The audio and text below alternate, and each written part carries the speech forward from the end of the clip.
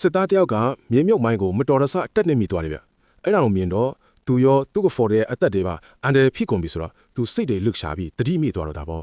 ခဏကြာမှာတော့အဲ့ဒီအဖွဲ့ရဲ့ခေါင်းဆောင်ဘိုးကြီးကအဲ့ဒီနေရာကိုရောက်လာပြီးမိုင်းရဲ့အနက်ကိုတိရအောင်ဆိုပြီးတစ်သားချောင်းလေးနဲ့မိုင်းပတ်လေကမြေကြီးတွေကိုဖယ်ရှားကြည့်တယ်အဲ့ဒီအခါမှာသူတို့တိလိုက်တာကဒီမိုင်းကအရန်ကြီးလို့ဖြုတ်ဖို့ဆိုတာမဖြစ်နိုင်ဘူးဆိုတာပဲ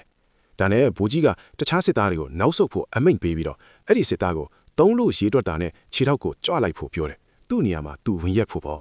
ဘိုးကြီးရဲ့ညွန်ကြားချက်အတိုင်းပဲစစ်သားကမိုင်းပေါ်ကနေခြေထောက်ကိုဖဲလိုက်တာနဲ့ဘိုးကြီးကလည်းချက်ချင်းသူ့ခြေထောက်ကိုမိုင်းပေါ်တင်လိုက်တယ်အခုတော့ဘိုးကြီးကသူ့အဖေရဲ့အသက်ကိုကယ်တင်နိုင်ခဲ့ပြီမဲ့အခုတော့သူ့အသက်ကအန်ဒီရဲ့ကြရောက်နေပြီလေရုတ်တရက်သူဟန်ချက်ပြတ်သွားပြီးခြေထောက်တစ်ဖက်ကမိုင်းပေါ်ကနေလွတ်သွားတယ်ဒါကိုမြင်တော့အားလုံးကြောက်လန့်သွားကြတာပေါ့အဲ့ဒီနောက်သူကမိုင်းပေါ်မှာခုန်ပေါက်နေတော့တာပဲဒါပေမဲ့မိုင်းကဘာမှမဖြစ်ဘူးဘာလို့လဲဆိုတော့အဲ့ဒီမိုင်းကအစကတည်းကဖြူပြီးသားမိုင်းဖြစ်နေတာကိုသူကသူတို့ကိုစနှောက်နေတာတက်တက်ပဲဗျ